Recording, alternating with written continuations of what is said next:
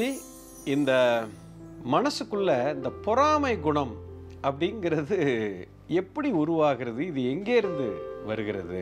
ரொம்ப அற்புதமான ஒரு கேள்வி. நிறைய பேருக்கு இது மனதுக்குள்ள இருக்குது. ரொம்ப தெளிவாக புரிஞ்சுக்கணும். இதோட மூலம் எங்கே இருக்குது அப்படின்னு பார்த்தா, அதான் சொன்னேன், ஒரு பிரச்சனைக்கான மூலம் ஒரு மனுஷனுக்கு தெரிஞ்சிருச்சு அப்படின்னு சொன்னால் மிகப்பெரிய ஒரு சிகரத்தை தொட்டு விடுவார்கள். இந்த பொறாமை குணம் என்ற இந்த ஒரு விஷயம் நமக்குள்ள ஏன் வருது அப்படின்னா, அதுக்கு 2 காரணம் இருக்குங்க. ஒன்று நம்ம 2 உயிர்களை கம்பேர் பண்ணுறோம். There is a comparison. எப்பயுமே இந்த மனம் கம்பேரிசன்லேயே தான் போகும். Number 1. Number 2 mind conditioning. Mind ஒரு குறிப்பிட்ட ஒரு கண்டிஷனிங் பண்ணி வச்சிருக்குது. ஓஹோ, இதுதான் இப்படி தான் இருக்கணும் அப்படிங்கிற ஒரு கண்டிஷனுக்குள்ளே போய்கிட்டீங்க. இதுதான் வாழ்க்கை அப்படின்னு ஒரு ஃபிக்ஸ் பண்ணி வச்சுட்டு, ஒரு ஐடில் இது அப்படின்னு நீங்கள் ஒரு கண்டிஷன் பண்ணி வச்சுருக்கீங்க. இந்த 2 காரணங்களில் தான் பொறாமையே வருதுங்க. இதில் முக்கியமாக முதல் காரணம், அதாவது உலகத்தில் எதை எடுத்தாலும் நீங்கள் கம்பேர் பண்ணிக்கிட்டே இருக்கீங்க. ஓ பாரு, அவனை மாதிரி நம்ம ஆகணுமே, ஐயோ இவர்கிட்ட இவ்வளோ பணம் இருக்குது, இந்த மாதிரில எனக்கு ஆகணும், ஓ இவர் பெஸ்ட்டாக இருக்காரு, இவன் சுமாரால இருக்கான், ஐயோ என் புள்ள அந்த புள்ள மாதிரி என் புள்ள இல்லையே, அந்த புள்ள பாரு அவன் அப்படி படித்து அப்படி பெரிய ஆளாக போயிட்டுருக்கிறான், மார்க் இதில் வாங்குறான், அவன் பாரு அந்த கேமில் எப்படி விளையாடுறான் பாரு, அந்த புள்ள அப்படி பாட்டு பாடுது பாரு, இவன் இப்படி தொழில் பண்ணுறான் பாரு, அவன் அப்படி சம்பாரிச்சிட்டான் பாரு, இவன் இப்படி அழகாக இருக்கான் பாரு, நான் ரொம்ப அசிங்கமாக இருக்கேன் அப்படின்னு. சார், இதெல்லாம் யார் சார் முடிவு பண்ணுறது? யார் இது பெருசு எது சின்னதுன்னு யார் முடிவு பண்ணுறது? எவன் சந்தோஷமாக இருக்கான், யார் துக்கமாக இருக்கான், யார் அழகு, எது அசிங்கம், எது உயர்வு, எது தாழ்வு, எதுக்கு இந்த கம்பேரிசன்? இப்போ நீங்கள் இன்னொருத்தர் மாதிரி அவரை மாதிரி என் புள்ள வரணும் அப்படின்னு நீங்கள் நினைக்கிறீங்க, இல்லை அவரை மாதிரி நான் ஆகணும் அப்படின்னு நினைக்கிறீங்க. நீங்கள் அவர் மாதிரி ஆகணும்னா நீங்கள் அவராகவே பிறந்திருக்கலாமே. எதுக்கு இறைவன் உங்களை இப்படி படைக்கணும்? படைக்க வேண்டிய அவசியம் என்ன? நான் இன்னொருத்தராக ஆகணும் அப்படின்னு நான் கம்பேர் பண்ணுறேன். ஐயோ எனக்கு அவரை மாதிரி ஆக முடியலையேன்னு எனக்குள்ள அந்த பொறாமை. இதுதான் பொறாமைக்கான காரணமே தான், கம்பேரிசன். நான் அவரை மாதிரி ஆகணும் அப்படின்னா நான் அவராகவே பிறந்திருக்கலாமே. கடவுள் ஏன் என்னை இப்படி படைக்க வேண்டும்?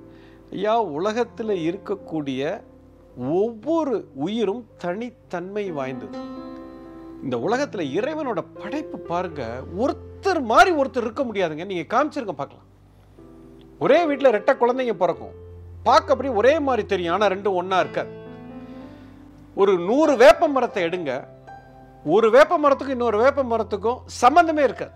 உங்கள் தலையில் இருக்கிற முடியை எடுங்க, ஒவ்வொரு முடியும் ஒவ்வொரு மாதிரி இருக்கும். 2 முடி ஒரே மாதிரி இருக்காது. என்ன படைப்பு பாருங்க. Look at the perfection. இயற்கையோட கடவுளுடைய படைப்பு பார்த்தீங்கன்னா அப்படியே யூனிக்காக இருக்கும். எல்லாமே ஒரிஜினல் தான், காப்பியே கிடையாதுங்க. உலகத்தில் டூப்ளிகேட்டே கிடையாது. இப்படி ஒரு படைப்பை நீங்கள் உலகத்தில் பார்க்க முடியுமா? சக்தியின் வெளிப்பாடு பாருங்க. இதை பார்த்து நான் ஆச்சரியப்படுவேன். எதுக்கு கம்பேர் பண்ணணும்? நான் ஒரு யுனிக் பீஸுங்க, நீங்கள் ஒரு யுனிக் பர்சன். உலகத்தில் நீங்கள் மட்டும்தான் இப்படி இருக்கிறீங்க. இதை பார்த்து கொண்டு இருக்கிற அத்தனை பேருக்கு ஒன்று சொல்கிறேன், உங்களை விட ஒரு பெஸ்ட் பர்சன் இருக்க முடியாது. You are the best product in the world. You are unique, one piece, அவ்வளோதான். அப்புறம் எதுக்கு நீங்கள் கவலைப்படணும்? எதுக்கு கம்பேர் பண்ணணும்? நான் எதுக்கு இன்னொருத்தர் மாதிரி இருக்கணும்? ஃபர்ஸ்ட் ஆஃப் ஆல், அப்படி இருக்கணும்னா இறைவன் என்னையே இப்படி படைக்கணும். எனக்குன்னு ஒரு தனித்துவம் இருக்குது, எனக்குன்னு ஒரு குணம். ஏன்னா உலகத்தில் ஒவ்வொரு உயிரும் தனித்தன்மையை ஏன் படைச்சிருக்காருன்னா அதுக்குண்டான பலாபலனை கொடுக்கணுங்கிறதுக்காகத்தான். நமக்கு கிடைக்கிறது இன்னொருத்தனுக்கு கிடைக்காது, இன்னொருத்தனுக்கு கிடைக்கிறது நமக்கு கிடைக்காது. இதுதான் இயற்கையோட சட்டம்.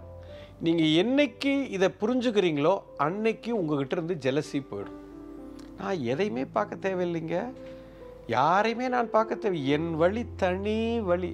ரஜினி சொல்கிற மாதிரி நான் யாரையும் பார்க்க தேவையில்லை, என் வழி தனி வழி. அப்படி இருக்கும்போது எனக்கு எங்கே இருந்து பொறாமை வரும்? எனக்கு எங்கே இருந்து எரிச்சல் வரும்? நான் எதுக்கு இன்னொருத்தரை ஒப்பிடணும்? இப்போ நான் அழகா இல்லை அப்படின்னு எனக்கு அவரை பார்த்து பொறாமை வருது. அப்போ அவர் கலராக இருக்காரு, அவர் என்னை விட கலராக இருக்காரு, நான் கருப்பாக இருக்கிறேன்னு நீங்கள் அதை ஒப்பிடுறீங்க.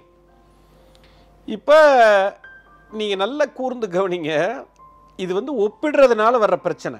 இது ஒப்பிட்டு பார்த்த உண்மை, இது மெய்யான உண்மை கிடையாது. சரிங்களா? இப்போது நீங்கள் ஒரு கலரில் இருக்கிறீங்க, நீங்கள் இந்தியாவில் இருக்கீங்க, உங்களை விட ஒருத்தர் கலராக பக்கத்தில் இருக்கார், அவரை மாதிரி நான் கலராக இல்லையே, அவரை பார்த்து எனக்கு ஒரு பொறாமை வருகிறது. சரி, இப்போ நீங்கள் யாரை கலர்னு சொல்கிறீங்களோ அவரை கொண்டு போய் நீங்கள் அமெரிக்காவில் கொண்டு போய் விடுங்க. அங்கே போனால் இவரை பிளாக்ன்னு சொல்லிடுவாங்க.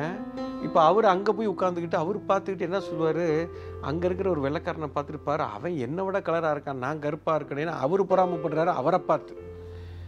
என்ன பைத்தியக்காரத்தனம் இது! ஒப்பிட்ட உண்மைங்க. இப்போ நீங்கள் குட்டையாக இருக்கீங்க, 5 அடியில் இருக்கீங்க, சே அவர் பார்ப்பா 6 அடி இருக்காருப்பா, டால் பர்சன் அப்படின்னு சொல்கிறீங்க. இப்போ இங்கே இருக்கிறவங்க எல்லாம் குட்டை குட்டையாக இருக்கிறதுனால அவர் டால் பர்சன்னு சொல்லிட்டீங்க.